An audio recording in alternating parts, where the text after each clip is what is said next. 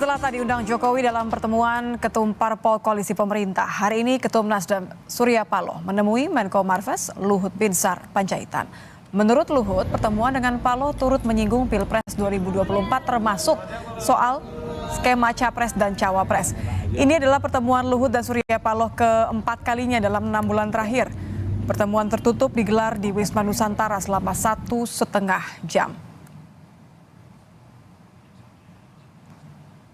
Saya kira itu ya kita bertukar pandangan siapa sih yang cocok ini.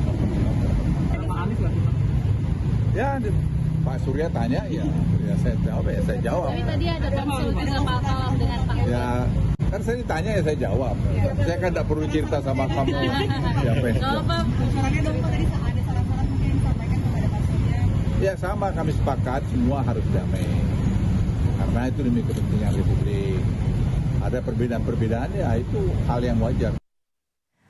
Pertanyaannya, apakah manuver yang dilakukan oleh Nasdem merupakan upaya untuk kembali bergabung dengan koalisi Jokowi? Kita akan membahasnya bersama politisi Nasdem Effendi Khoiri. Selamat malam, Gus.